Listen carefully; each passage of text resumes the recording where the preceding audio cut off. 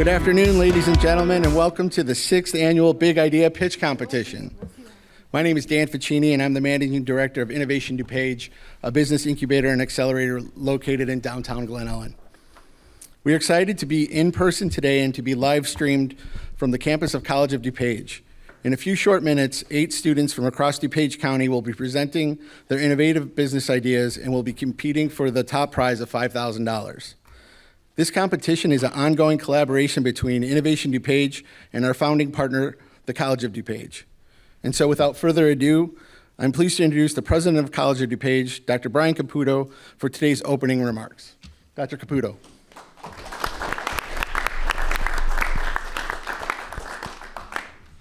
Thank you, Dan. On behalf of the college and Innovation DuPage, I would like to welcome you all to the 5th annual Big Idea Pitch Contest. College of DuPage is deeply invested in fostering and growing the entrepreneurial culture in DuPage County and beyond. The Big Idea Pitch Contest is an opportunity to celebrate that entrepreneurial spirit through innovative products and services, whether conceptual, in development, or being offered through a launched startup. Today, we will hear from 8 talented and innovative finalist teams that were selected from a pool of more than 40 applications representing current College of DuPage students, COD alumni, and area high school students and graduates. All were required to complete a rigorous written and video application. This year, the stakes are higher than ever. The first place winner will receive $5,000, while second will receive $4,000, and third place, $3,000. The monetary prizes are funded through a generous Resource for Excellence grant made possible by the College of DuPage Foundation and through a contribution from Innovation DuPage. All winners also receive a 6-month membership to Innovation DuPage, a nonprofit enterprise that works with startup founders and small business owners to help them succeed. Winners will have access to expert mentoring and other resources in order to refine their business ideas. The Big Idea Pitch Contest is co-produced by Innovation DuPage and College of DuPage's Science and Applied Technology Division and Multimedia Services. In particular, I'd like to thank the following individuals: Sal Garcia and COD's multimedia team, Bev Carlson and Professor Peter James from the Business and Applied Technology Division, Innovation DuPage staff members Dan Ficini, Ave Tawari, and Andrew Kelly. Together, they have been working behind the scenes in order to make this year's event a success. Finally, I want to congratulate all of the finalists. This is your opportunity to be in the spotlight and share your business pitches. We all look forward to hearing your big ideas, so let's get this going. Thank you.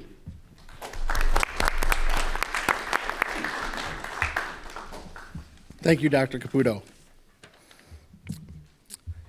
In addition to creating a community where startups and small businesses can connect to the resources they need to grow and thrive, Innovation DuPage is dedicated to developing the next generation of entrepreneurs.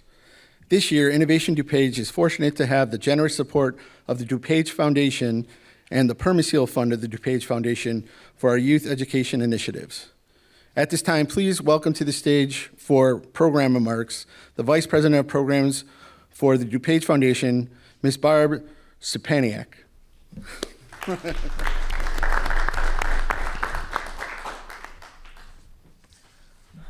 Well, good afternoon. It's so wonderful to see so many young entrepreneurs here. I know that you must have some awesome ideas because you were selected among many participants in this contest. And I really can't wait to hear each of your pitches. So as Dan mentioned, I work with DuPage Foundation. The foundation's mission is to foster philanthropy, connect donors to area needs, and build community partnerships. And basically what we do is we work with donors to help them achieve their charitable objectives, and we also support the local nonprofits through our grant making. And then we diligently work to connect those donors with the organizations that are doing good work in the community that align with their interests. One of our core programs is our Community Needs Grant Program, and this is where local nonprofits can apply for grants in the areas of health and human services, education, arts and culture, environment, and animal welfare. And last fall, Innovation DuPage received a Community Needs Grant to support youth education initiatives, as well as to support this contest today. When considering applications, in the education category, which is the area that Innovation DuPage applied in, our grant committee prioritizes programs that really support programs that will foster self-sufficiency and that will help build leadership skills. And I really believe youth entrepreneurship, that's a hard word to say, really addresses both of those priorities. And we often hear that schools say, we are teaching kids today for jobs that we have no idea are going to exist when they start working. Not all the time, but in some cases. But how do you do that? We know that it's important that kids, acquire content knowledge while they're in school, but it's also important that if they want to be ready for the evolving job market, they also need to learn how to work collaboratively, to solve problems, and to handle turmoil.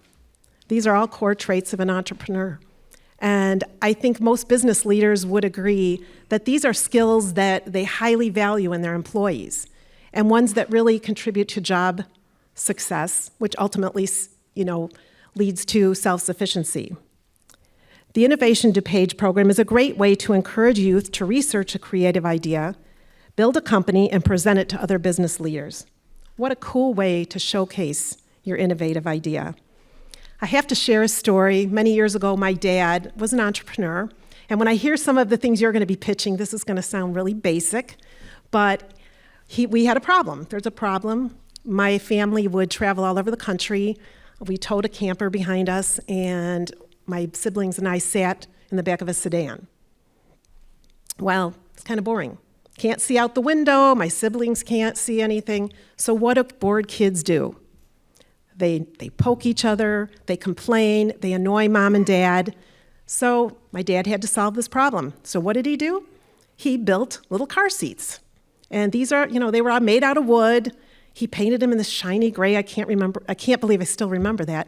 My mom made cushions. There were little slots for the seatbelt to fit us in. There was no Shark Tank then. There was no opportunity like this to really share that idea. But think today, every kid sits in a car seat and sits in a booster chair. And he built that a long time ago. And neighbors all were, build one for us. And can we have yours when your kids are done? It was an entrepreneur idea, but he didn't have this opportunity. So speaking of Shark Tank, I watch it every week, and I hope someday that I'm going to see, after seeing your pitches, that I'm going to see you pitching something on Shark Tank. Finally, on behalf of DuPage Foundation, we're proud to support this program, and I wish all of you the best of luck. Thank you.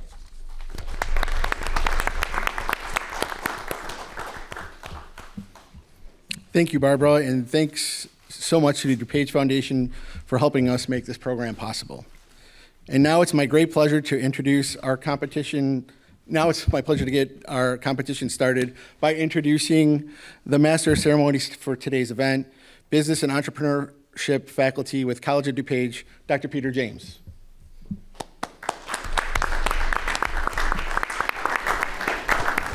All yours. All right. Good evening. Oh my goodness, really? This is what we're doing here? Good evening. Good evening. We are here to represent and reward students who have been putting their hard work into an entrepreneurial venture. Many of us in this room and watching on a Facebook Live have never, ever dreamed of stepping into this role, and these students have stepped out on a limb to be able to do so. So again, I gotta say, good evening. Good evening. And in advance of them coming up, let's give them all a round of applause right now. Yes, my name is Dr. Peter James, and I'm welcoming you to the College of DuPage, and this is the sixth annual Big Idea Pitch Contest. Yes, we've done 6 of these, and if you have not paid attention so far, the winnings for today, the top prize is $5,000. Now, I don't know about you all, but I could use $5,000 like right now, but these students are going ahead right now to show us how they are going to be rewarded with this. But before I bring them up, I would be remiss if I did not acknowledge our distinguished judges, our judge panel. So judges, please allow me to introduce you, and at the end of your introduction, please stand up and wave at the audience because they will give you a round of applause. First, of course, we have Melissa Villanueva. Melissa is the founder and CEO of Brewpoint Coffee, a thriving coffee company that has expanded to 4 coffee shops, a coffee manufacturing business, and a platform for promoting inclusive and equitable economic development in DuPage County. Brewpoint Coffee is also a member company of Innovation DuPage. Melissa, would you please stand up?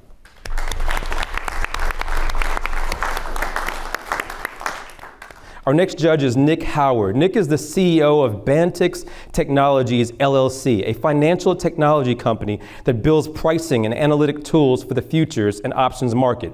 Nick is a member of the College of DuPage Board of Trustees, as well as a board member for DuPage Pads. Nick has lived in Glen Ellen since 1997 and is married to District 42 State Representative Tara Coster Howard. He and Tara have 3 daughters. Nick, would you please stand up, sir?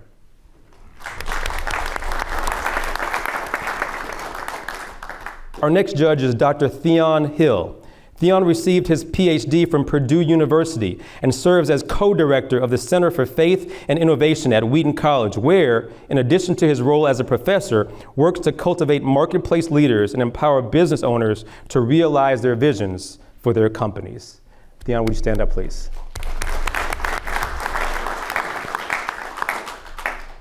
Our next judge is Nick Galassi. Nick is currently the co-founder and CFO of MediaOcean, a software company for the advertising industry. Over the past 20 years, Nick has been a part of several startups, specifically in the technology industry. Nick.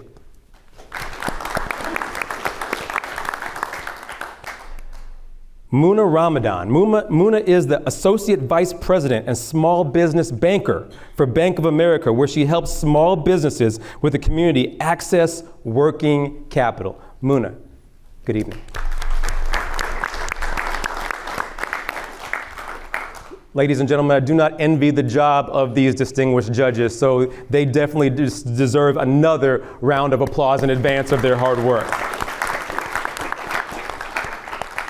But enough about me, enough about the judges, enough about our folks watching on Facebook Live. Without further ado, it is time, ladies and gentlemen, to hear the pitches for our students this evening. So without further ado, I'm going to ask our first participants in this COD Big Idea Pitch Contest to come forward. I'd like to ask you all to give a round of applause for Vinay and Zaid with EXA. They are representing Naperville Central High School. Let's give them a round of applause, folks.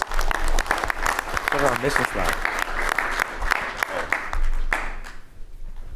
Yeah, just go back. The red one.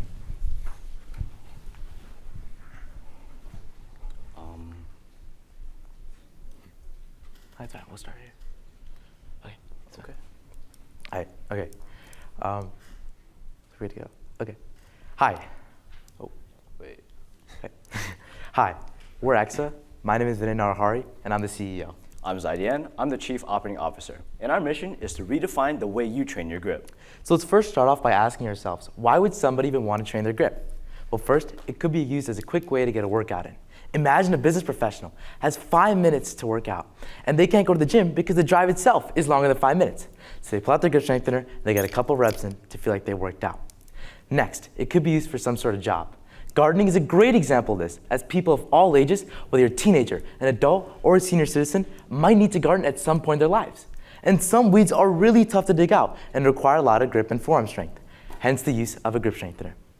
Lastly, it could be used for rehabilitative purposes, and this is for all people who are suffering from all sorts of different hand injuries, from general hand injuries, such as carpal tunnel syndrome, to more sport-specific hand injuries, from sports such as basketball, tennis, and football.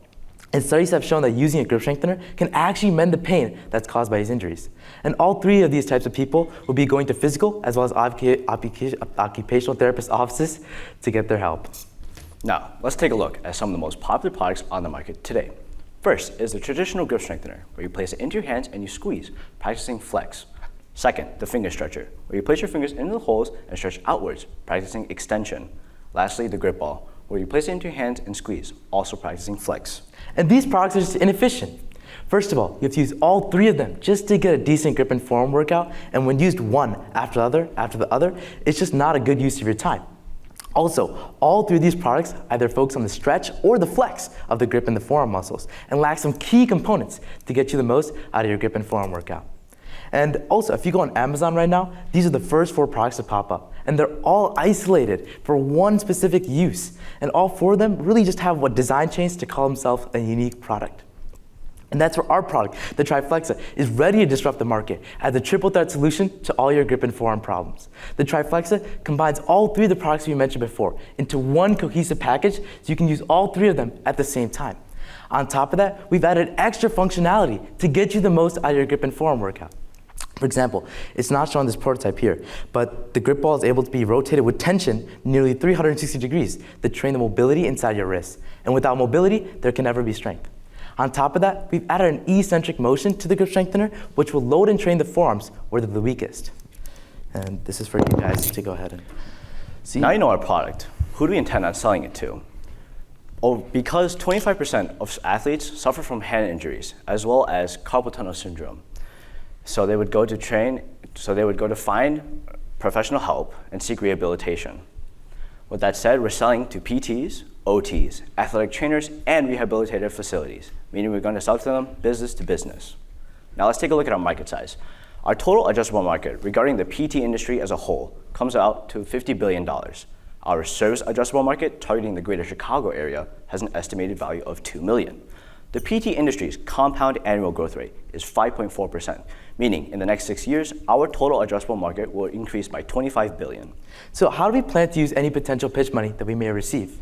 First, we're going to imbue some of the pitch money into starting a marketing campaign on Instagram, where a lot of our target market resides. Over time, we will spread out to other platforms such as TikTok and Facebook. Next, we plan to implement technology into our grip strengthener in the form of an app. Now, this app would be a game changer as it would give you different analytics to go and improve your grip and forearm workout. It would also be very helpful for physical and occupational therapists as they spend a lot of time collecting the same data that we're providing them. Also, how would we use the resources here at Innovation DuPage? Well, first, we plan to get into contact with different entrepreneurs and Innovation DuPage to optimize certain aspects of our business. For example, we want to connect with Joe Barron, the resident and entrepreneur, and get his feedback and his negotiation skills to get the cheapest price while maintaining the highest quality for our product. Furthermore, on April 1st, we competed at the NIU Business Olympics 2023, where we competed against over 18 different high schools and colleges, convincing over 20 business professional judges that our business is viable, winning first place, receiving $600, which we used to hire a professional product designer based in Europe to procure a 3D manufacturer-ready design. Thank you for listening. We'd love to answer any questions that you may have. Folks, let's give them a hand. So judges, we have a few minutes for questions for these gentlemen. Great job. Great presentation. So I'm looking at that. Have you thought about how much it might cost to make something like that? What would be rough estimate of how much that would cost? So currently, when we did our numbers ourselves, we found that it would cost around $12.50 to manufacture the product, and we'd sell around $20, which would have a 37.5% margin, marginal how much money we make. And we want to, these numbers are somewhat inaccurate because we did them ourselves. So once we get into contact with Joe Barron, we have a better idea for the manufacturing costs and whatnot, then we have a better idea of how much we'd sell the product for. Yeah. Yeah, great job. Can you hear me? Yeah. Great. So yeah, one question I have, and maybe you did answer this, but are you planning on, what is your ideal in terms of your market and who you're selling to? Are you thinking Amazon to B2C? What is it, B2B to a Target? What's your ideal plan? So first, we're selling to B2B mainly because our product is for PTs, OTs, athletic trainers, and rehabilitative facilities. Because our products would have added functionalities that will help athletes and those struggling with grip to be able to train and gain their own mobility back. Okay. Would you have e-commerce as well for something like this? Yeah, so basically once we go ahead and figure out like our target market for each, I guess teenagers, adults, and senior citizens, we then want to go ahead and shift to e-commerce like Amazon, Target, whatnot, and then sell our product by those means. Okay, thank you. Judges, we have time for one more question. You know, as an athlete, I like the concept. I'm a runner. I did triathlons. But how do you see this product? It's one SKU. How do you see it evolving year after year, maintaining that growth? So part of what makes our product appealing is that we plan to make the grip ball and the finger stretcher detachable. So let's say you're using the product as an athlete. You can then go ahead and use that product, and once you feel comfortable at those strength levels, you can go and then purchase the different components to go ahead and move from lower strength level to a higher strength level, which will continue to, I guess, increase our revenue in different streams. Ladies and gentlemen, another round of applause for EXA. Oh, yes, my bad. Judges, you have 3 minutes to tally your notes. Ladies and gentlemen, while the judges are tallying those notes, just to give you an idea of what our contestants are going through, they have 7 minutes to present their pitch. The judges have about 3 minutes for questions and then another 3 minutes to tally their notes. So you see the pressure's on for everyone to include the judges.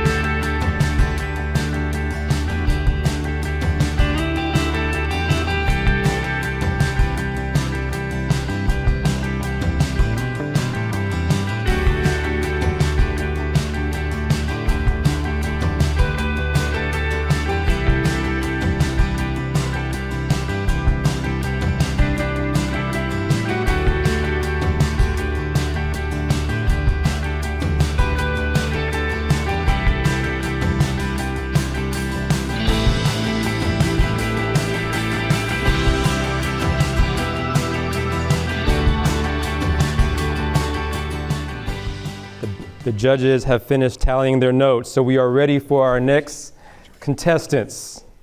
Representing Elmhurst University, we have Alia and Mifta and InstaPark. Let's give them a round of applause, folks. InstaPark. Did I get it right? Yes. Thank you. Ready? Hello everyone, my name is Mifta Sayed. And I'm Alia Khaja. And we are the creators of InstaPark, so you can find parking with no hassle. Now, I want you all to imagine having the ideal morning, getting ready early, driving before traffic hits, and even coming 10 minutes early on campus. Everything is running smoothly until you see the campus parking lot. Every single parking spot is filled. And what's even more frustrating is that 4 other cars are circling the parking lot just like you. At this point, you know you're going to be late. Judges, have you ever had a similar experience? Anyone from the audience? Campus parking is a universal issue, and that's exactly what we're here to solve. Did you know that 39% of people tend to search for parking around the same place, even though there are places available elsewhere? If we knew exactly where the parking spot was, we would save so much more time. Our solution, InstaPark. We designed this app that lets you know exactly which spots are available, all at the tips of your fingers. Our plan is to beta test our app at Elmhurst University. So we took our idea to the target market, Elmhurst University, and when we surveyed their students and staff, we found that out of the 71% commuter population, 85% find it difficult in locating an empty parking spot. 89% love the idea of our app and would be willing to use it on a daily basis. We want our app to be super efficient, user-friendly, and be based on a familiar technology, geolocation, a tool that is already integrated in all smartphones and pinpoints the exact location of places. So here's a quick demo of the official InstaPark app. The user can log in using their university credentials, and they will be directed to the main page, which consists of only 4 buttons, making it super easy to navigate through. Users can view the status of all parking spots by clicking on the View Availabilities button. After clicking on a spot of their choice, GPS will be activated, and they will be directed to that spot. Once the user arrives, they will be prompted to click on the Park button. This changes the green vacant pin to a red occupied pin.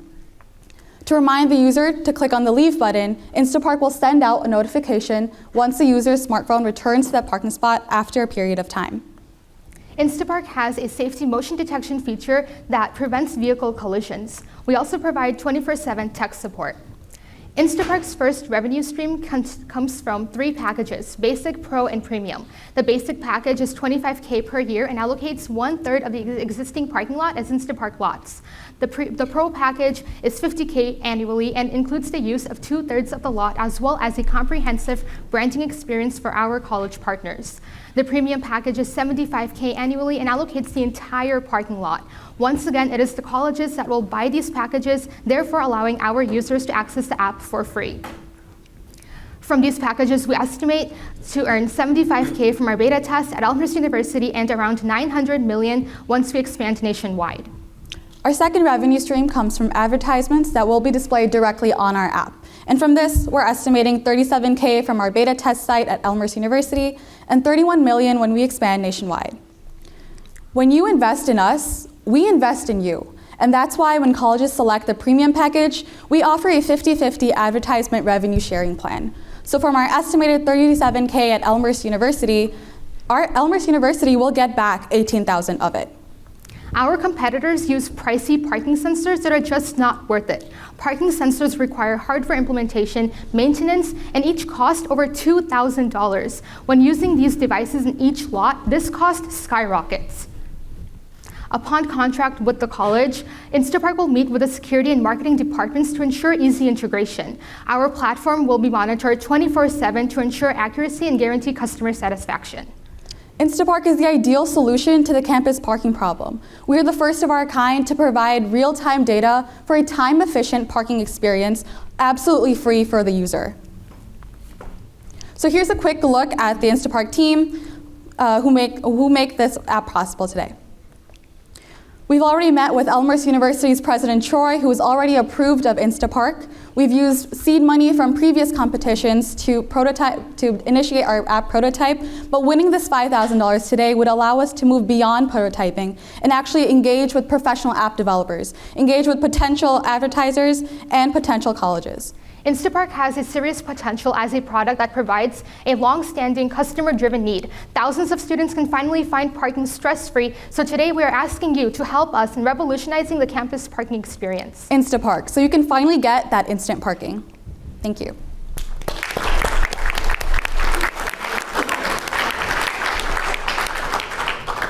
Judges, 3 minutes for questions for InstaPark. Go ahead, thank you. Hi, really liked that presentation. Thank you. Name, I would say, you maybe want to orient it more towards campus-related type things. Yes. So like Park Chicago, Park Campus, something like that as a Okay. suggestion. Okay. So are you intending to crowdsource then the parking? So I'm going to pick a spot and fix that spot as being taken, right? Right. Right, and then after the fact, you're going to send them a message when they come back to their car to let them know that they should Click on the leave click button. on the leave button. Yes. But it is going to be based on people responding Yes. to it and also filling it in? Initially, yes. Okay, and then every night you'll wipe it clean and start over again? Exactly. Okay, and then how did you come up with your pricing, just out of curiosity? Like, what was your thoughts? Just trying to keep it to reasonable dollar amounts, or was there any? So our thought target audience is actually mid-sized universities. So we actually spoke to our business mentor who told us that these pricing options are actually affordable for mid-sized colleges. And so we started off with a basic pro and premium. So colleges who may not be able to afford the premium package, although we do provide the 50-50 revenue advertisement stream, if they can't afford that, we do have the basic package where it's only $25K per year, and that would allow them to access at least 1/3 of the existing parking lot as InstaPark lots. Okay, good, that's great. And just so the COD people will get this, you might want to make that first price $24,999. So, but great presentation. Thank you so much. Thank you. Judges, we have time for one more question. Great job. So how do you convince the schools to pay their money? I know you're going to give them half of it back, but how do they, are they avoiding a different cost, or what's their incentive just to make the student circumstances better, or how do you convince them that they need to write that check? Well, we know how problematic student parking is, and we know from firsthand experience at Elmhurst, and we know that students from COD also face this problem. So our marketing department from InstaPark will be contacting the marketing department and security department from different college campuses to communicate pricing and any other issues that they might need. And President Troy is already ready to integrate our app into the system, so we're ready to start our app. Got it. Great. Yeah. Thank you. Thank you. Let's give InstaPark a hand again, folks.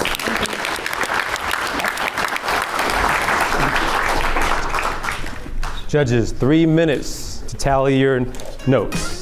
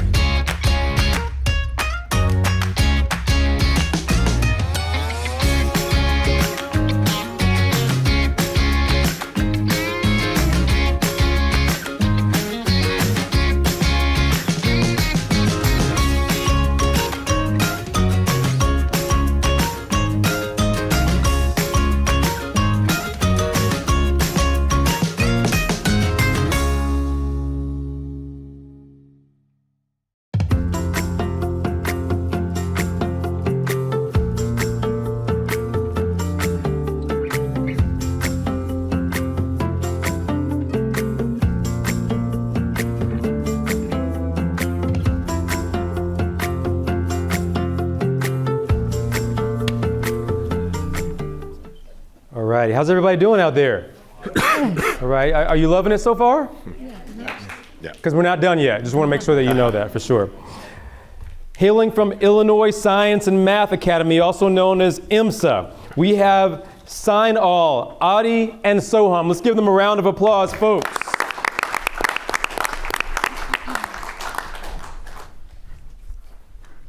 Which one is it? This one. Oh, yes.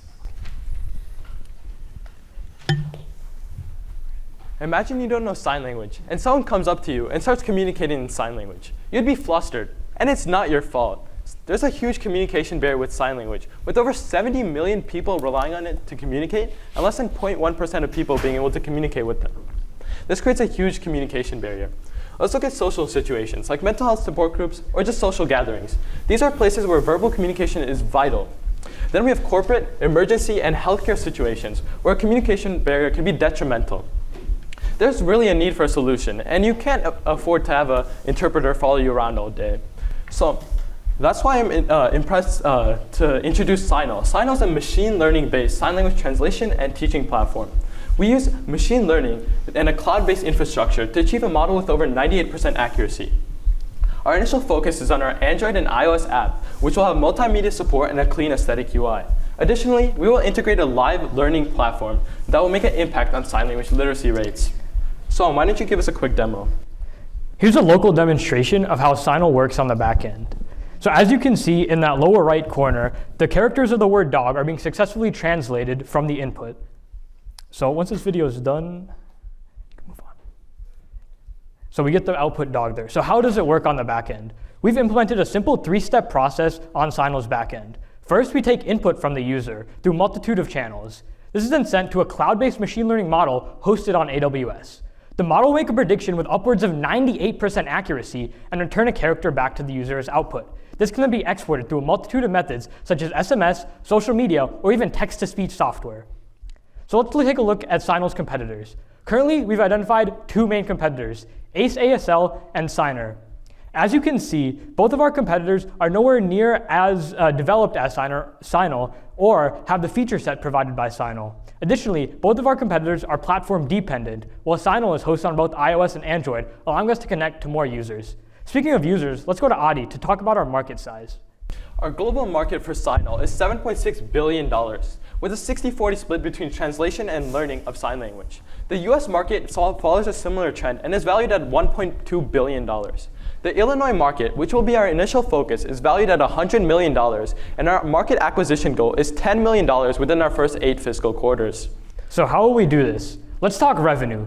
SignAll follows a simple 2-tier freemium revenue model. In our free tier, users will have access to pre-recorded translation. Our premium tier allows users the full feature set of SignAll, including live translation and pre-recorded translation, as well as our learning software and server priority. This goes for $6.99 a month or $69.99 a year. Additionally, we'll have a discounted plan for those with sign language necessity, going for $3.99 a month or $39.99 a year. Judges, you probably noticed our enterprise package. This is meant for a high-level enterprise application. This includes SignAll's premium features, as well as Zoom integration and SignAll Web, going for $9,999 a year per 1,000-person teams.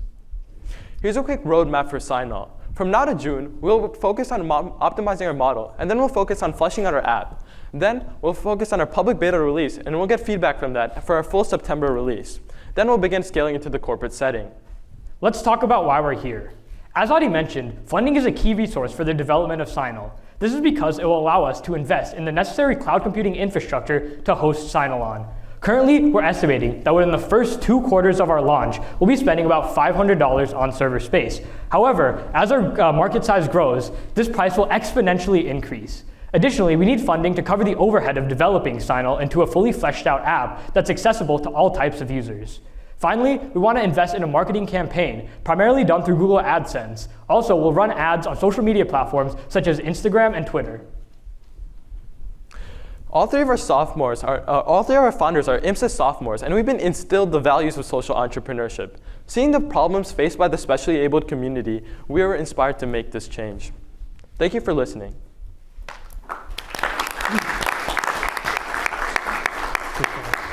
Judges, 3 minutes for questions with SignAll.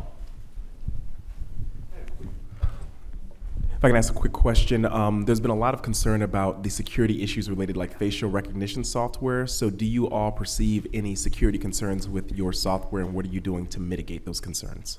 Okay, so security is definitely a big issue that people might have using an app that acts as your camera. So what we're gonna do is we're gonna work closely with AWS and make sure all our data is transferred securely to and from our server, because this is mainly where the interruption could happen if someone has access to your device, right?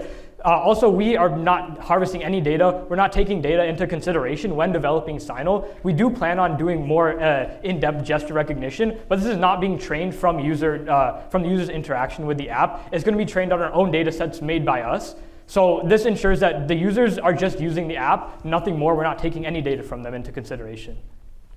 Thank you. Thank you. Great job. I noticed that the difference between like your premium versus your enterprise pricing was quite a big jump, and I think you also noted that you were hoping to get 10 million market share. So if you were to break down a little bit, who's your main market, and what percentage of it is more enterprise versus the premium versus anything else? So our initial focus will be on B2C, or business to consumer, and where we'll be focusing on our community release through our free and premium models. That will be our primary focus, and then we'll go into the corporate setting later on, which will be our B2B, which will be the enterprise package you saw earlier. If I were to go back. And then to sort of talk about the composition of what our 10 million is coming from.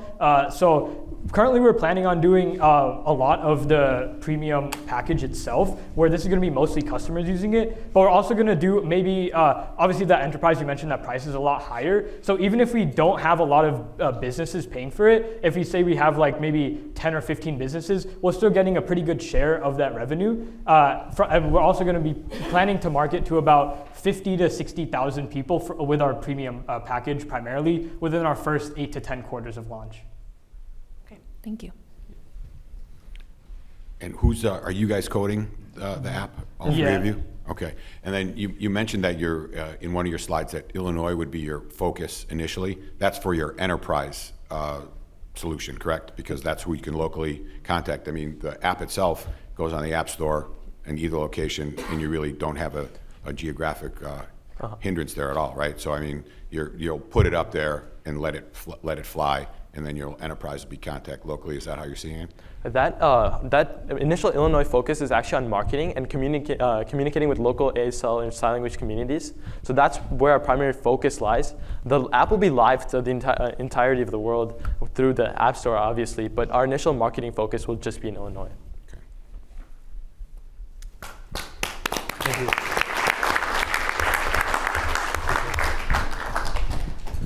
Nice job, SignAll. Judges, 3 minutes to tally your notes.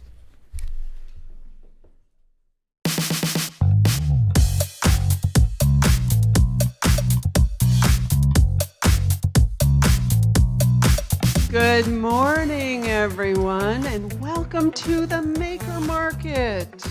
Thank you, students, for your participation. Do you know that you represent over 29 different programs here at COD? Shop and sell and have a great day. Thank you. Hey folks, Peter James here, the Maker Market 2022. What an exciting opportunity for our students, for the COD community, to support our students as they're starting their entrepreneurship journey. How are you enjoying the Maker Market 2022 so far? Oh, I'm loving it. I've had lots of customers so far. I've already sold some things. I've had a great time chatting with customers about Renaissance Fair. It's become very popular in the last few years. This is actually my first in-person selling experience. I've only ever done online. Being able to run my own business full-time, it's a dream come true. What are you learning, Tyvon? What are you learning so far from your booth and from your customers overall? I'm learning how to pitch the products to the customers and how to direct things and get them interested in what we have. Obviously, it does catch a person's eye. You see this, you just want to walk right over and just, look. You want to be able to have a attention grabber, because you have to grab the people's attention. People are going to walk by, but they're not going to just stand. They're just going to look. Like, you got to be able to reel them in. How's it going today? I'm so busy, actually. A lot of people are coming for henna, mostly, and then people are also looking for art. So it's been going great. I do party henna, bridal henna, and individual private appointments henna. And I also have art here. It was just a hobby, and then all of a sudden I was like, okay, maybe I should do it as a business, and it's been going so good. So this was actually an experiment for today. And I love the fact that you even said that you're testing out your stuff to see how it would sell for everybody. Yeah, how people are giving opinions and what they like, what they dislike, and stuff like that. Thank you so much. Enjoy the rest of the Maker Market and make a lot of money. Thank you. I think I already did.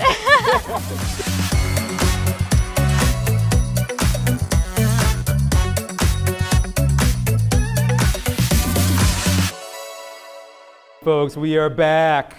Representing Hinsdale South High School, we have Olivia, and Olivia's company is Aqua Safe. Let's give her a round of applause.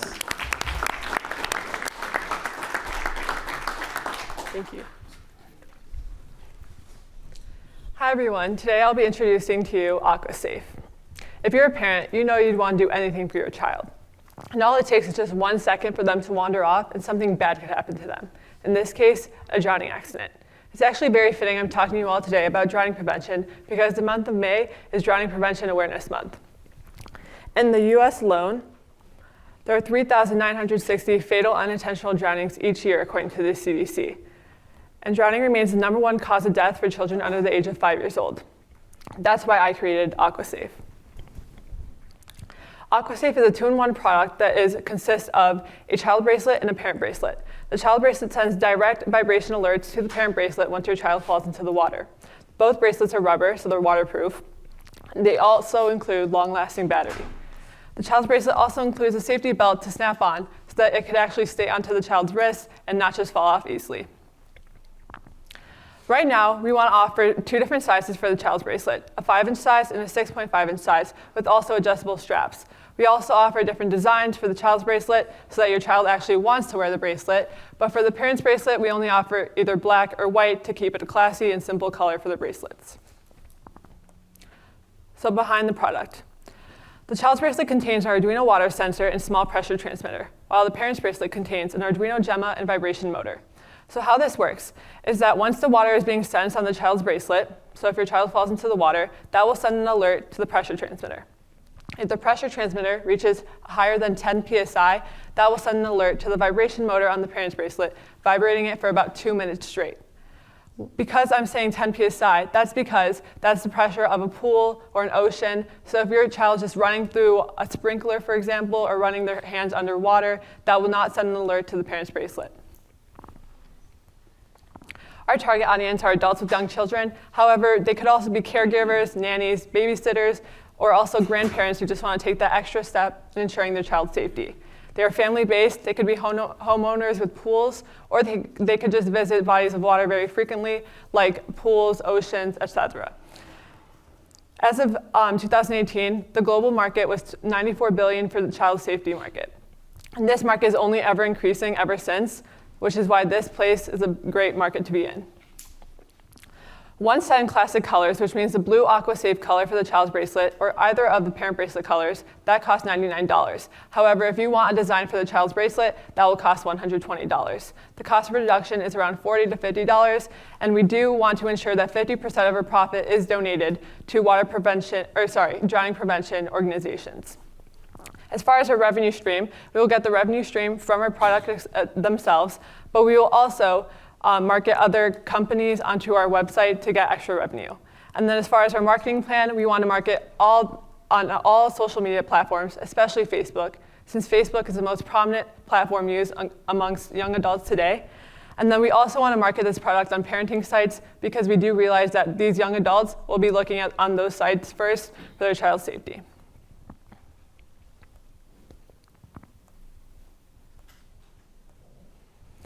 Our current competitor is Safety Turtle. This is one product, one size, and one design.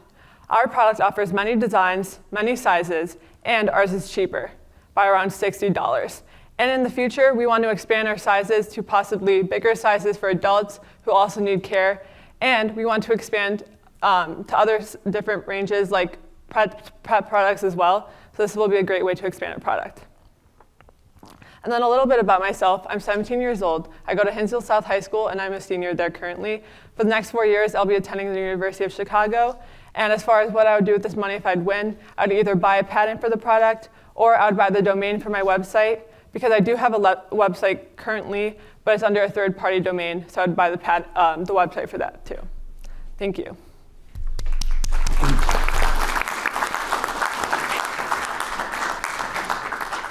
All right, judges, 3 minutes for Aqua Safe. 3 minutes for questions. Great job.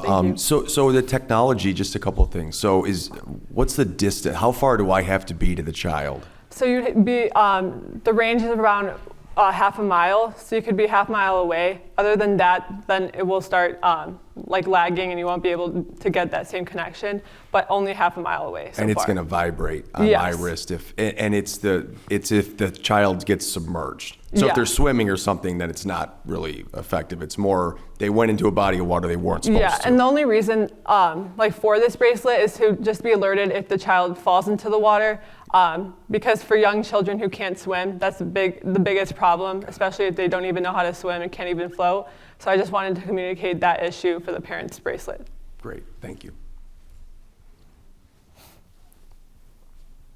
More questions for AquaSafe? Thank you. I have a question. So I love your details to the product and the efficiency of thinking about the cost and the colors of the models for the kids to get their support to wear it. But it almost seems very narrow. So how do you plan to evolve that product, especially with the distance of the vibration? And then the other thing I was thinking about is, my kids were little, my boys had sensory issues, so the touch to things, that feature, how do you overcome the touch and feel and even the vibration so it doesn't cause, discomfort to them from that sensation? In the future, when we advance our technology, we want to offer location onto the parent's bracelet. We also want to offer different ways of communication, not just vibration, just like the simple level start of our product. We also want to offer different material because we, like you said, sensory issues could be a problem.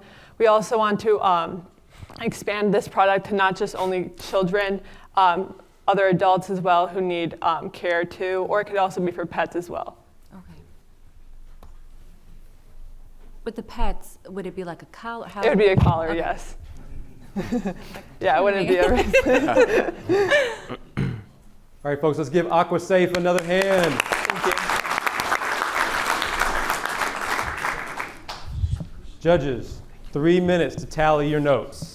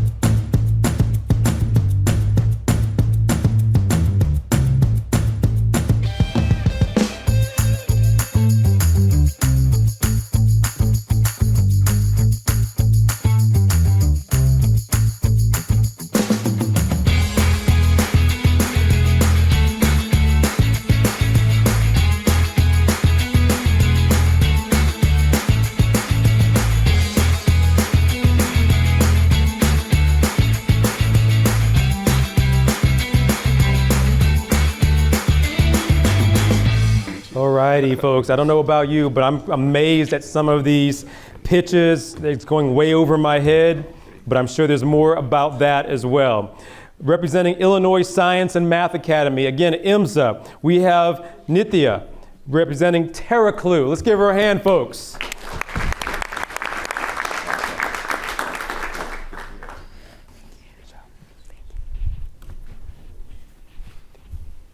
Hi, my name is Nithya Jaka, and I'm a current junior at the Illinois Mathematics and Science Academy. I'm involved in business, entrepreneurship, as well as social and environmental activism. But one of my biggest hobbies outside of that is baking. I love trying new recipes, so I often find myself walking into a grocery store looking for just one thing. I'm sure we've all been in a similar situation. It could be a box of strawberries or an apple, but maybe the strawberries were overripe or the apples were browning. Food waste reaches far past not being able to buy that last ingredient in a recipe. 56 million tons of crops are wasted between harvest and retail annually, and when food is wasted, so is the energy, water, time, and money used to produce it. Food waste is the single most common material landfilled in the US, and food waste the impacts do not stop at the environment. Food waste costs $218 billion annually in the United States alone. During climate-controlled crop transport specifically, temperature and humidity levels heavily affect the state of the crop. However, there's no way to accurately detect and adjust conditions in real time. Terraclu is a website and sensor system that predicts ethylene output levels of crops during transport and storage to recommend temperature and humidity changes that ensure that crops are delivered at the ideal ripeness while also optimizing energy use. Ethylene is a gas that crops produce more of as they ripen. So ethylene levels are predicted using a database of lab measurements taken over the entire ripening period of a crop. Predictions are calculated using readings from on-site temperature and humidity sensors as depicted here. So the Terraclu website will serve two purposes. First, the ideal temperature and humidity will be provided to the user based on ethylene prediction and the time until the destination is reached. In the future, we plan to integrate Terraclu with existing hardware to automate this process. Second, the website features different views for retailers, transportation companies, and other entities. Retailers such as grocery stores will be able to provide information regarding current inventory levels and ripeness, which allows farms and transportation companies to act accordingly. Speaking of the market, Terraclu's target market is climate-controlled crop transport companies.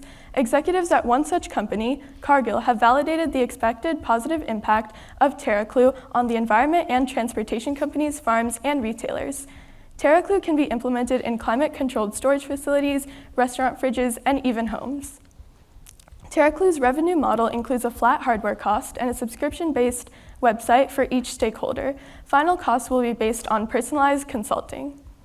Terraclu's main competitor is Strela Biotechnology, which uses ethylene sensing to predict the maturity of the room and help packers open the right room at the right time. However, they don't offer solutions for waste reduction during transportation and use on-site ethylene sensors, which is a very costly process. The other main competitor is Lineage Logistics, which does not involve all stakeholders or account for other environmental impacts, such as energy use. If attained, prize funding will be distributed between partnerships, legal fees, development, and hardware. In the past year, Terraclu has been named a Taco Bell Ambition Accelerator semifinalist and an Earth Prize Scholar. Currently, we are working with environmental engineers and executives to develop a prototype. So after the final prototype is tested, we plan to work with one transport company to further improve the product, particularly by integrating temperature and humidity recommendations with existing hardware to automate the process, as I mentioned earlier. As stated by the USDA, reducing and preventing food waste can increase food security and decrease climate change-related shocks to the supply chain. With Terraclu, transport and storage companies will save money while making a commitment to sustainability. Join Terraclu to eliminate food waste and create a sustainable future for all. Thank you, and I'd love to answer any questions you may have. Judges, 3 minutes questions for Terraclu. Good job. So, so does this require that there's like some apparatus, some type of technology at the site where the crops are growing? Yeah. And how does it call, like, is it many things, lots of, is it one, or how does that work? Yeah, for sure. So the only on-site portion is the temperature and humidity sensing system. So that's the system that I had, I'll go back to it. Yeah, here. So this will be the on-site portion. However, we plan to integrate and eliminate this on-site portion by getting the readings of temperature and humidity directly from the existing hardware on the truck, so we can automate the process and diminish the need for an on-site portion altogether. However, that's a future plan because it does require a lot of strong partnerships and collaboration with the existing transport companies. I see. Okay. Thank you. Do you have a current sponsor for like a initial prototype location, right? Have you talked to anybody in particular that would feel free to work with you at this point? Yeah, currently we do have some seed funding that we're using for the prototyping. And in terms of testing the prototype, we've been working with a logistics company that is also a startup. It's called Highway Haul. And we've been working with them to establish a partnership and being able to test our product. We've also been working with executives at Cargill to validate the product and understand the industry and the market on a deeper level. Judges, we have time for one more question. Who would absorb the cost? The cost will have to be from Terraclu. Well, Terraclu will be providing the features of the on-site system as well as the database. However, the companies will have to pay based on our consulting. They will have to pay a personalized amount based on the amount that they choose to implement and how widespread their implementation is throughout their company. So it'll be a personalized cost model. But how would that be calculated? I like that it's customized, but there has to be some form of base and calculation. Yeah, so each of the temperature and humidity on-site systems cost under $100 to produce in a mass production manner, and that means that includes implementation, so installation as well. So that will be the cost of each of those on-site portions. However, the website access will be $20 per month based on, for any stakeholder that's available. So combining those costs with the average distance that's traveled by the transportation company that we work with, as well as the amount of trucks that they want to implement the solution in, and what retailers they work with, that will be how the ultimate cost is calculated. And that's also the reason for the personalized model, because there's so many different factors that go into it. All right, folks, let's give Terraclu a hand.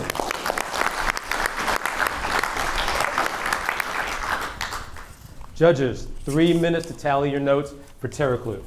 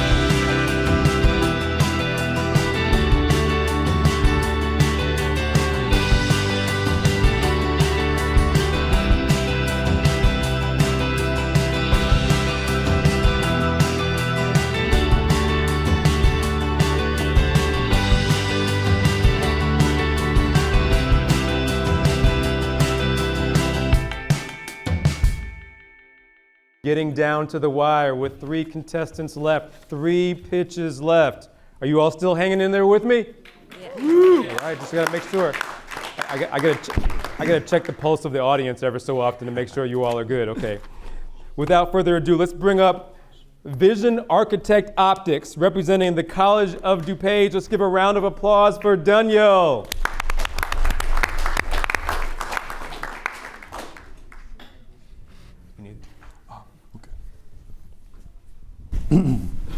Hello everyone, my name is Daniel Gawelski. I'm a self-taught imaging and optics technician, photographer, and founder of Vision Architect Optics and Vision Architect Service. Let me tell you a story. Back during the 1940s, Kodak produced a film stock known as Aerochrome. Initially, it was used to find camouflage among vegetation until it fell into the hands of photographers. And when it fell into the hands of photographers, That's when things changed a bit. It started to become used for its deep red color-casted images and a few other uses such as aerial photography to monitor crops. In 2008, Kodak discontinued this film stock, leaving a massive gap in the market. And as infrared photography is coming back to be a popular thing, there have been multiple attempts to recreate it, all of which have their own serious technical flaws. That's where I come in. The goal of Vision Architect Optics and Vision Architect Service is to make infrared imaging more accessible to the average consumer.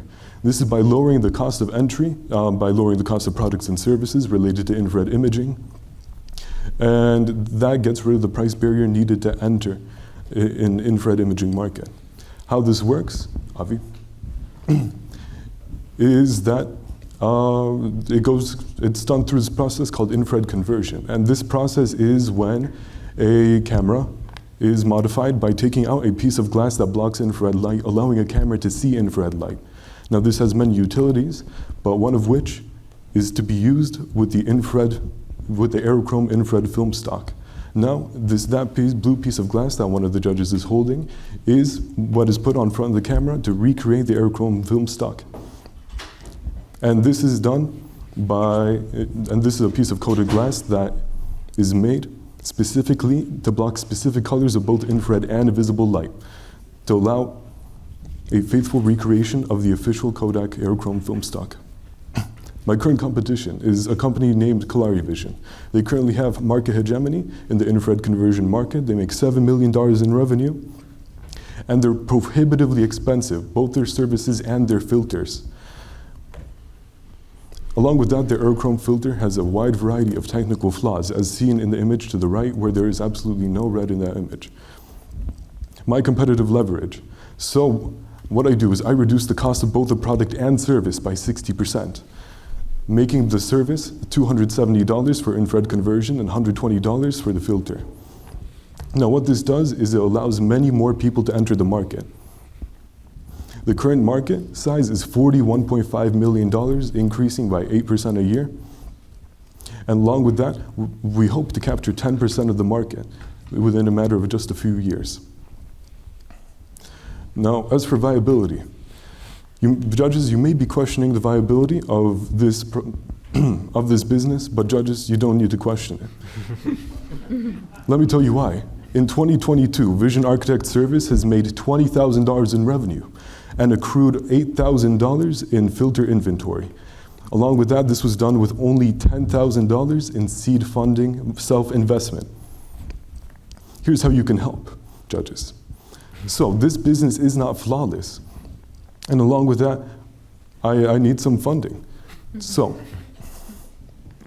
currently, our sales are being done through Reddit and eBay, and that's pretty decent. But the thing is, I want to give back to the community. I'll be using my funding on Intern Plus by College of DuPage, and I'll also be using my funding on NIU Ignite to redesign my website to turn into an online store. Along with that, I also want to spend some of that money on College of DuPage graphic designers for marketing material, and I'm already collaborating with DuPage County photography shops and repair shops to bring my products in. Here's the timeline. After today, I'm planning on updating the website and starting a marketing campaign, but also a big variable is that I also found market interest in producing a semi-autonomous infrared agriculture monitoring drone, which already has a working prototype along with a medical vein finder. Now, judges, with my expertise in imaging and optics, you can trust that this brand will be in good hands. And it couldn't have been done without these two individuals, Thomas Scholes and Jordan Allen. They helped me through the toughest times, and I would likely be months behind on this project without them. Now, judges, I thank you for your gracious audience and considerations. I hope to hear your questions. All right. Judges, 3 minutes for questions for Vision Architect Optics and Vision Architect Service. So you mentioned a conversion process. Can you talk a little bit about that? So what I do is I go into the camera, I take out the image sensor, which is this brick of silicon, you can call it. And in front of it, there's this piece of blue glass that one of you judges have. It's like light blue wrapped in a cloth. And the thing is that blocks infrared light. And typically that service costs $750, right? We lower it to $250, $270 depending on camera. And what we do is we replace it with a clear glass that allows infrared light to come through, which completely changes the properties and function of the imaging device. Okay, so once you make this conversion, the intent is to use it as an infrared imaging device going forward? Could you please repeat your question? Once you make this conversion, then the intent is to use that device as an infrared imaging going forward? The thing is, we also provide optics to the photographer that reverse the infrared process. Is that the blue piece that the blue lens cover that you had passed around as well? No, that is the aerochrome filter. Okay. But there's another blue, there's like a little cyan piece of glass, and that is used to reverse it back to its factory standard. Okay, thank you. How are you able to cut the cost that drastically? Well, it's because this is currently a luxury market with not a lot of competition in it. Mm-hmm. And I have a great relationship with my optics manufacturers, and I'm able to cut costs by simply not being as expensive.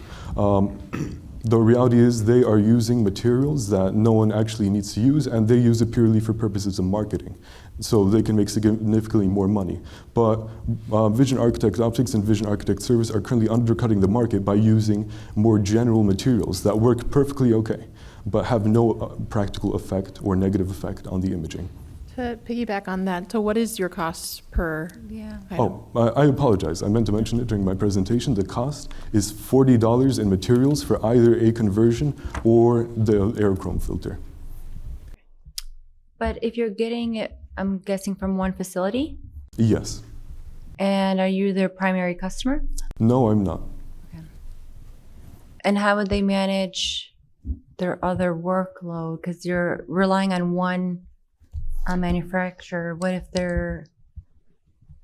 they accept too many orders, or that's a lot of faith to put into one? Currently, there is $8,000 of filter inventory, which means there is a large time buffer before we run out of any optics for either conversions or the aerochrome filter. Thank you. Any more questions?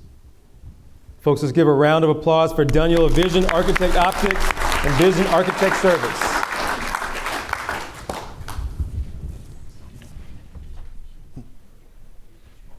Go that way.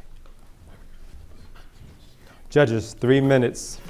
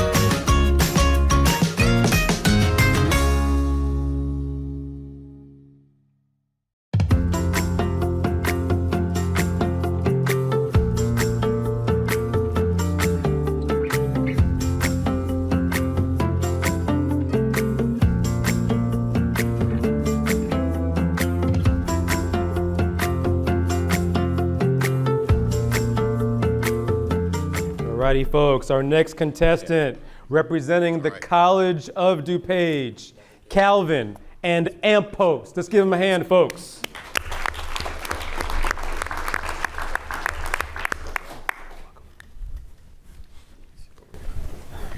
Hello everybody, my name is Calvin Moses, and I'm a current student here at COD, and today I'd like to introduce you to AmpPost.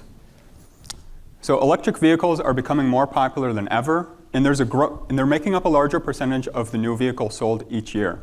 And with that comes a massive demand to charge all of these vehicles. But how are we going to do that when the cost to install the chargers is so expensive?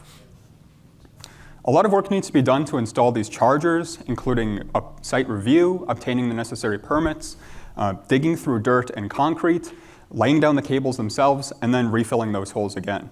So we need to do everything we can to eliminate those costs. This is where AmpPost comes in. AmpPost combines the electric vehicle charging equipment with lamp posts, which are a necessary piece of hardware that gets installed anyway. AmpPost is equipped with two J1772 connectors, which are compatible with all electric vehicle models, and it'll deliver 7.2 kilowatts of power output through an 18-foot cable, capable of reaching the charge port on all sorts of electric vehicle models. It'll also have a charging indicator to show you exactly where you are in your charging session, and it'll have integrated illumination, of course, since this is also a lamp post, making these chargers much safer and more accessible for drivers to use at night, making them even more valuable. AmpPost is a great solution for places where drivers already spend a longer duration of time, such as movie theaters, amusement parks, hospitals, office complexes, apartment buildings, and anywhere curbside parking is available is a great fit. But what AmpPost is really great for is new developments and expansions where lamp posts aren't already installed. This way you can purchase and install one piece of hardware to provide lighting your parking lot and electric vehicle charging. Since this is combined as one piece of hardware, the total cost of installation associated with that charging equipment is it's really a small fraction compared to a traditional charger of the same level of power. So it saves companies and municipalities thousands of dollars. Several other companies, of course, also build electric vehicle chargers. One that has a similar concept to us is Ubitricity. They retrofit existing lamp posts to provide an access point that drivers can access. But in order to access that, they have to purchase an expensive cable in order to plug in their vehicle to that point. So it makes it very expensive to access those points. And then companies like ChargePoint, Blink, and Tesla, they offer that full experience, but of course the installation cost is very high. The total opportunity here really is massive, with more electric vehicle charging stations being installed every year, and it's currently a $17 billion market. But really the true opportunity here is in the automotive fueling market, which is about $2.5 trillion today, and it's still growing, of course. There's plenty of revenue opportunities available for AmpPost. We would be starting off by selling hardware to businesses and municipalities, but we could also have partnerships with car dealerships, other fleet operators. We could retrofit existing lamp posts where the infrastructure can deliver an adequate level of power. We could license our intellectual property, provide installation management for our customers, and offer a premium network management software for customers looking for a more robust management experience. And then on the consumer side of things, we could offer a model that people can install in their driveways. And further down the line, once it becomes more feasible, we may even choose to own these chargers ourselves and sell the electricity to drivers directly. And in that case, we would offer pay-as-you-go charging, as well as a membership that you can, if you want to subscribe to that, to reduce the electricity rate that you would be paying during your charging session. Of the funding provided here today, about $60 would go towards a provisional patent application. About $1,400 would go towards research and development, but the bulk of it would go towards developing the first AmpPost prototype. And with that, I'd like to open it up to the question and answer segment. Thank you.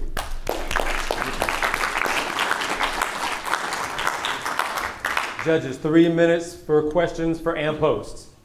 So, good job.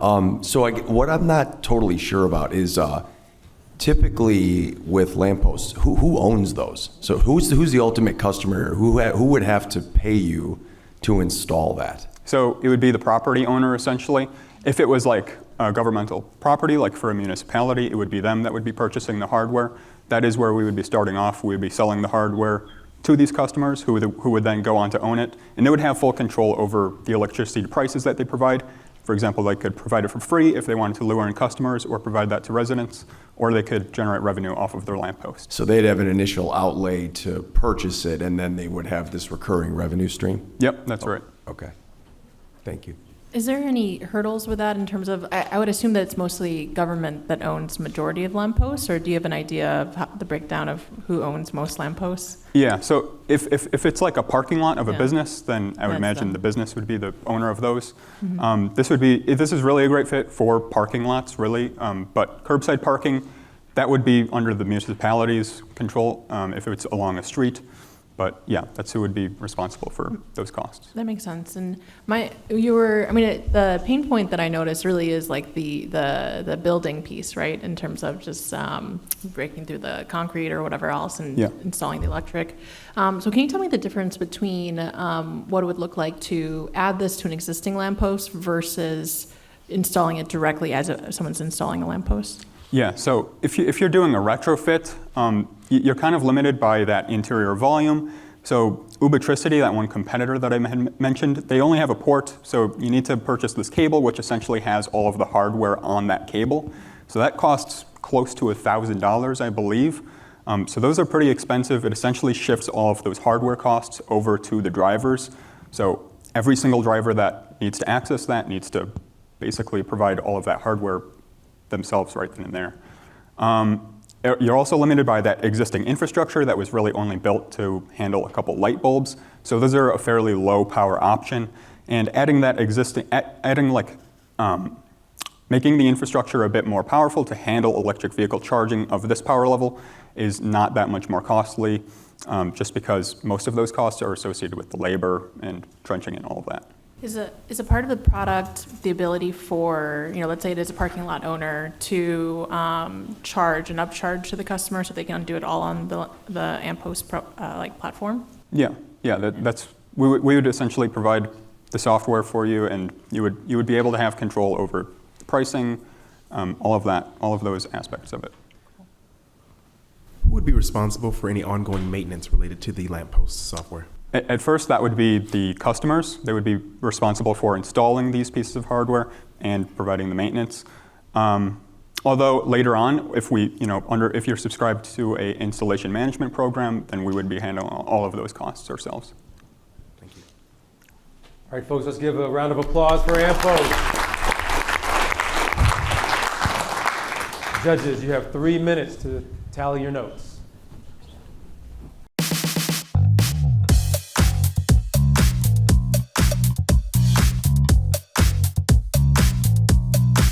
Good morning, everyone, and welcome to the Maker Market. Thank you, students, for your participation. Do you know that you represent over 29 different programs here at COD? Shop and sell and have a great day. Thank you. Hey folks, Peter James here, the Maker Market 2022. What an exciting opportunity for our students, for the COD community to support our students as they're starting their entrepreneurship journey. How are you enjoying the Maker Market 2022 so far? Oh, I'm loving it. I've had lots of customers so far. I've already sold some things. I've had a great time chatting with customers about Renaissance Fair. It's become very popular in the last few years. This is actually my first in-person selling experience. I've only ever done online. Being able to run my own business full-time, it's a dream come true. What are you learning, Tyvon? What are you learning so far from your booth and from your customers overall? I'm learning how to pitch the products to the customers and how to direct things and get them interested in what we have. Obviously, it does catch a person's eye. You see this, you just want to walk right over and just, look. You want to be able to have a attention grabber because you have to grab the people's attention. People are going to walk by, but they're not going to just stand. They're just going to look. Like, you got to be able to reel them in. How's it going today? I'm so busy, actually. A lot of people are coming for henna, mostly, and then people are also looking for art. So it's been going great. I do party henna, bridal henna, and individual private appointments henna. And I also have art here. It was just a hobby, and then all of a sudden I was like, okay, maybe I should do it as a business, and it's been going so good. So this was actually an experiment for today. And I love the fact that you even said that you're testing out your stuff to see how it would sell for everybody. Yeah, how people are giving opinions and what they like, what they dislike, and stuff like that. Thank you so much. Enjoy the rest of the Maker Market and make a lot of money. Thank you. I think I already did.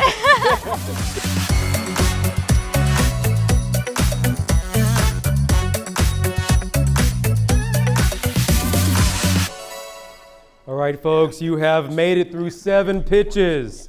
You are now up to number 8. This is the last pitch, folks. Without further ado, let me bring up Nick and Tyler representing Downers Grove South High School. AmpPost Technologies. Let's give them a round of applause.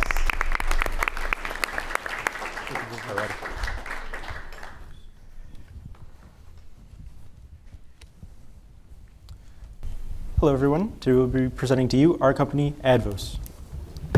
I'm Tyler Franks, the CEO of AmpPost. I'm Nick O'Halloran, I'm the CMO of AmpPost. And we are here representing the rest of our team, which consists of our COO, Andrew Moy, our CTO, Jonathan Martinez, and our CFO, Matt Cimino.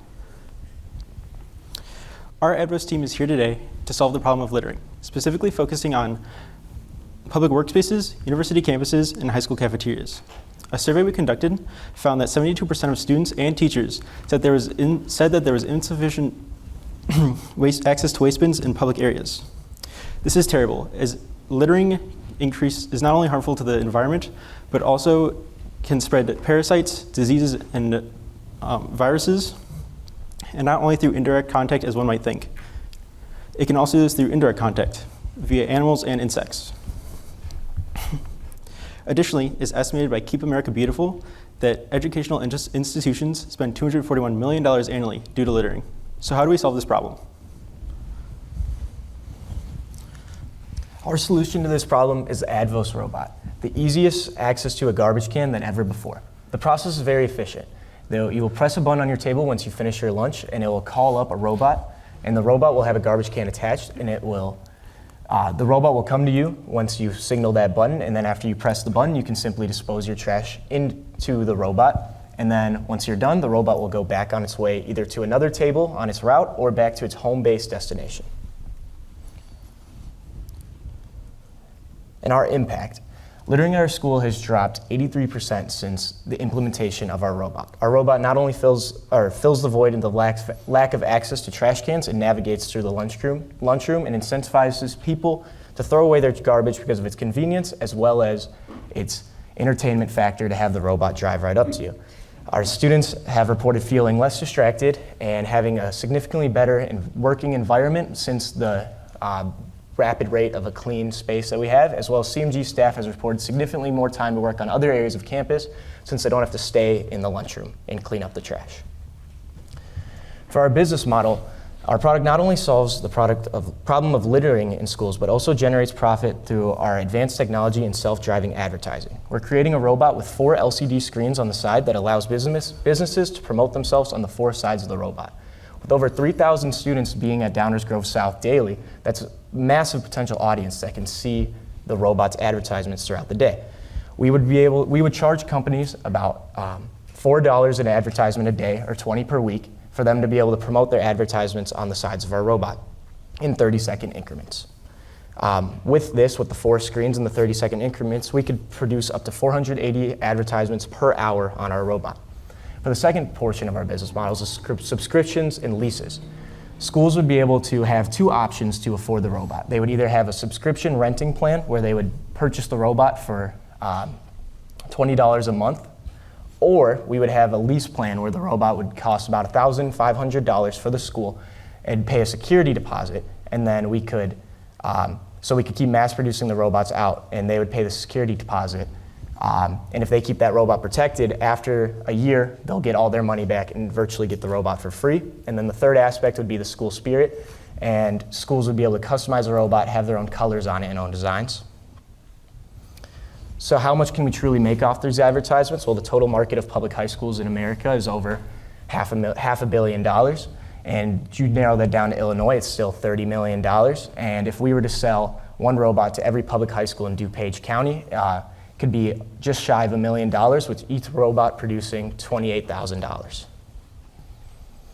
For a competitive advantage, we're the first to market. We are ahead of the apex, and We are the first group to combine remote service, cleaning up garbage, as well as a technological advancement in advertisements, ease of use for anyone to use, and it's an affordable product to make it an easy solution for schools to fix their problem and not be great cost.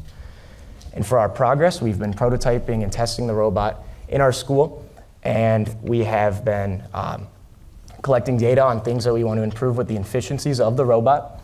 And then we're moving on to finalizing the product, being able to have the advertisements on the side, make it commercially available, and protect the inner wires to keep the robot safe. And lastly, for our investment plan, we want to allocate 20% of our earnings to patents and legal fees, and we want to spend the other 30% on research and development to improve the efficiency of the robot and improve the technologies in it. And lastly, we want to devote our money to the manufacturing and sales to be able to make the robot commercially available and promote the advertisements. Thank you, and we are ready for questions.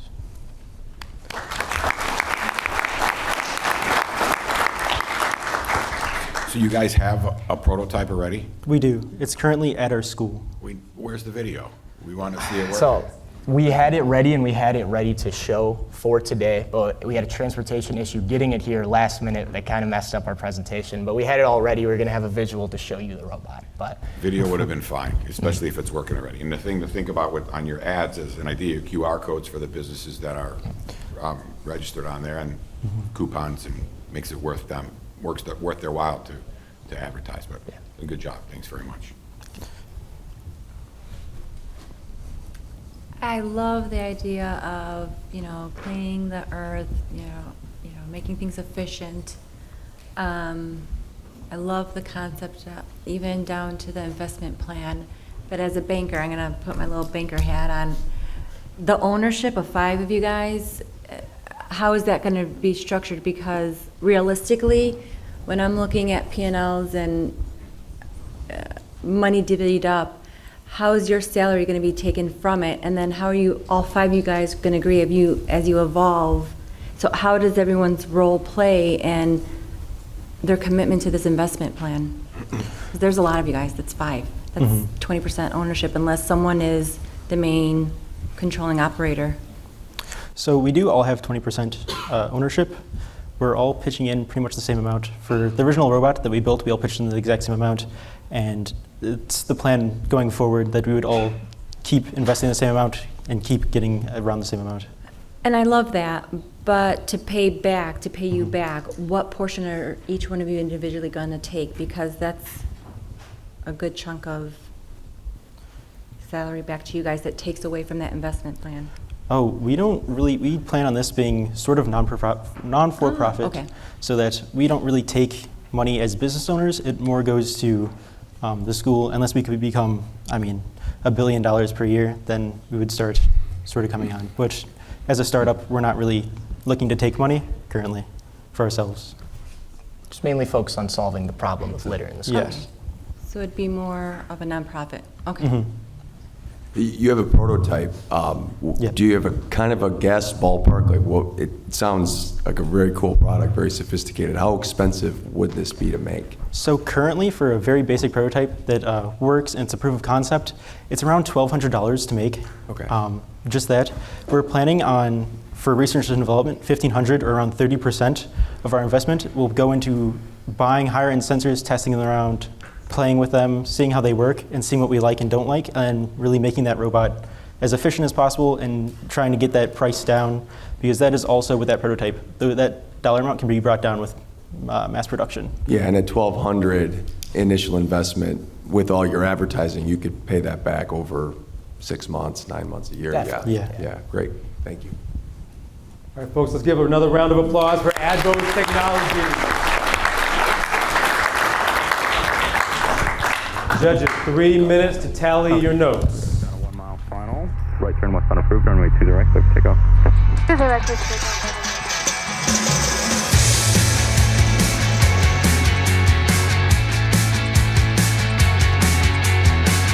Soar through your aviation training at College of DuPage. Now offering courses and an opportunity to earn a degree in less time at a fraction of the cost.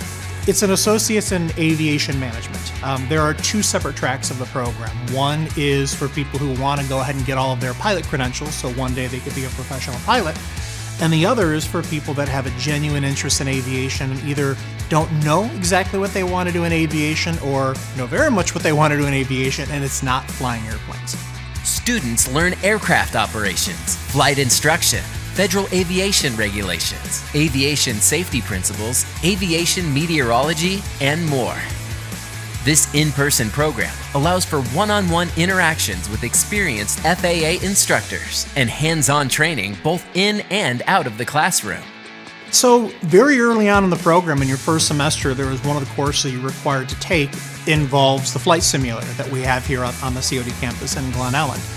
We can go ahead and replicate a couple different types of aircraft that you would go and be flying in the program. So there's probably between about 3 and 4 different types of aircraft that you're going to be flying. You're getting exposed to a fair amount of different type of aircraft to go ahead and increase the repertoire of the type of things you could fly and control.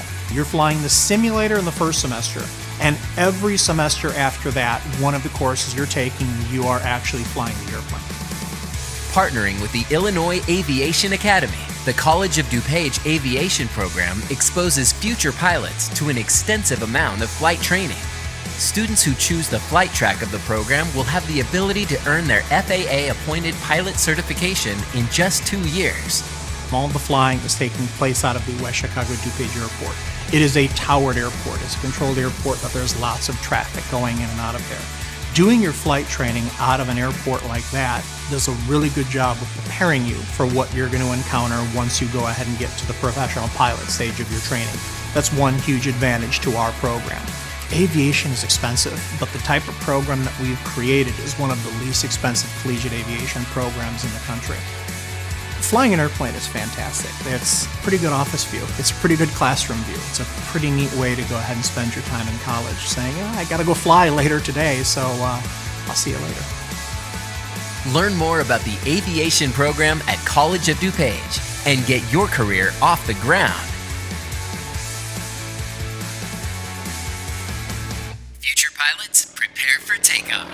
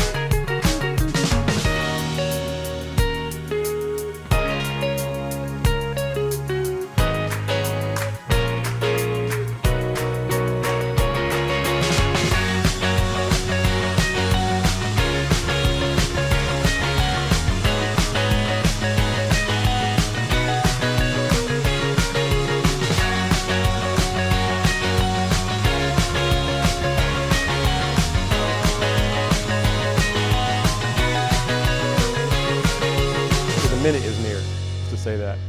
Let's let a few more folks get ready to come back in. Are people in the hallway who want to come in and listen to our presentation, our awards?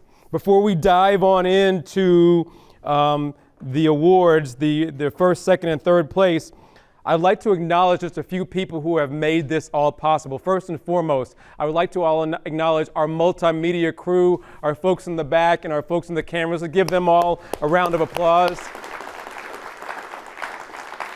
They're actually allowing all of you who are watching on Facebook Live to watch right now in person, so thank you so much for that. I'd also be remiss if I did not acknowledge our distinguished judges. Thank you so much for this hard, challenging work. Truly appreciate it. And also the hard questions, right? Thank you so much for that, for sure. I also want to make sure that I acknowledge some folks who are behind the scenes.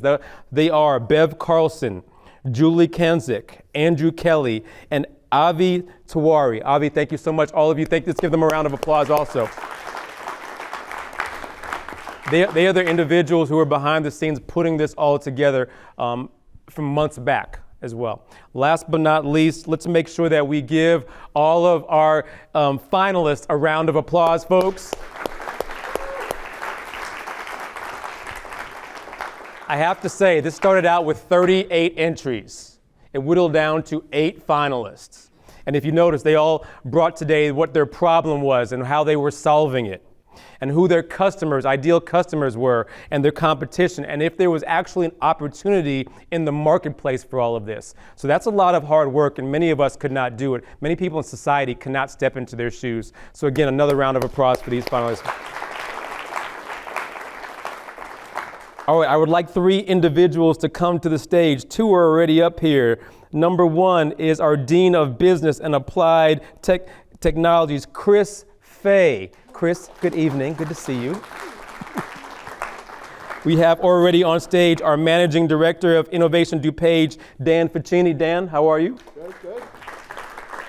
And of course, the gentleman over to my left, your right, is the Assistant VP of Economic Development and the Dean of Continuing Education, Joe Cassidy. All right, folks, the moment you've all been waiting for. Again, these are all winners in our eyes for sure. So please, thank you for your time. Thank you for your patience. But we can only have 3 winners at this time. So without further ado, our third place winner. Can I get a drum roll, please? Our third place winner with the amount of $3,000 is AquaSafe. Hey, AquaSafe, come up to the front here. AquaSafe is Olivia Mikos. Olivia, congratulations. Wait, do the picture and the handshake and stuff.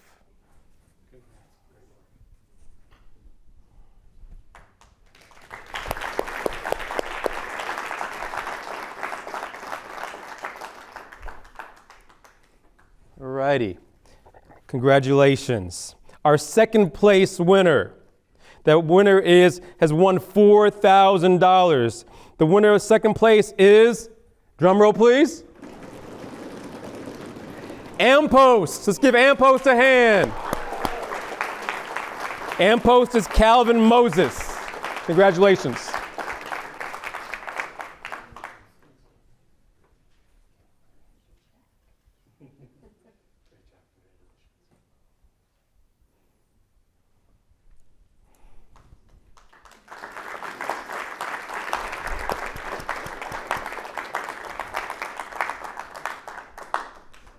Nice job, congrats. Take it, it's yours. You don't want to give it to me though. All right, folks, again, the moment you have all been waiting for. Thank you so much, all of you, for your patience. Again, this 6th annual COD Big Idea Pitch Contest. The number 1 prize of $5,000 goes to, drum roll please, InstaPark. InstaPark is Aliyah and Mifta. Congratulations from Elmhurst University. Congratulations. No. Picture first.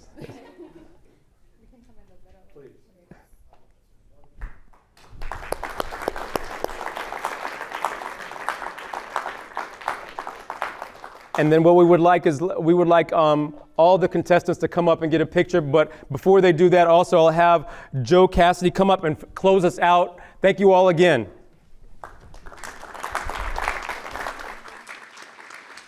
And a quick reminder to all the contestants, you get a 6-month free membership at Innovation DuPage. So it's not just about the money, it's about your ongoing work. Come see us. Thank you to this gentleman, Dr. Peter James, for all he does for entrepreneurial education and for this event. I noticed there's a number of educators in the room. Our provost is here. Thank you, Dr. Curtis Chavez. Our president, of course, kicked off the event because they know this matters. I see Professor Shannon Toller, Adjunct Professor Wexel, and I'm probably missing some. But these are the folks who know this matters, and they commit time and energy to doing things like this. So thank you to our educators who support this. Tonight's a particularly special event because one of the founders of this event, Dean Chris Fay, is retiring this June. After 25 years at the college, in addition to all she's done for business and technology and for this institution, she's also been on the Innovation DuPage board since the beginning. So I have to say a special thank you to Dean Chris Fay.